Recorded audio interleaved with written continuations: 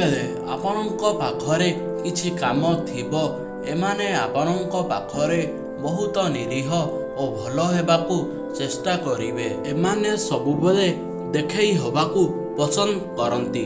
କୌଣସି ବସ୍ତୁ ତାଙ୍କ ପାଖରେ ନଥିଲେ ବି ସେ କହିବେ ସେଟା ମୋର ଅଛି। କଥାକୁ ଗୋଲ ଗୋଲ ବୁଲାଇବା ଓ ଏ ଘର ମାଉସୀ ସେ ଘର ପିଉସୀ ହେବା ୟାଙ୍କର କାମ। ଏହି ଲୋକଙ୍କୁ ତାଙ୍କ ସହ ରହିବାକୁ ଭଲ ଲାଗେ ଯେଉଁମାନଙ୍କ ପାଖରେ ପାୱାର ଏବଂ ମନି ଥାଏ।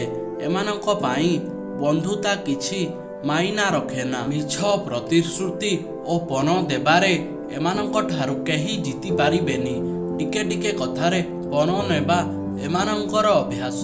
ଆପଣଙ୍କ ସାମ୍ନାରେ ନିଜକୁ ମହାନ ସାବ୍ୟସ୍ତ କରିବା ପାଇଁ ଅନ୍ୟର ଆଲୋଚନା କରିବେ ଓ ଆପଣଙ୍କ ହଁରେ ହଁ ମିଳେଇବା ଆଙ୍କର କାମ ହେଇଥାଏ। କଣ ଆପଣଙ୍କ ସହ ଏମିତି କୌଣସି ବ୍ୟକ୍ତି ଥିଲା ଯିଏ ଏଭଳି କାମ କରୁଥିଲା ଏବଂ ଏବେ ସେ ଆପଣଙ୍କ ସହିତ ନାହିଁ?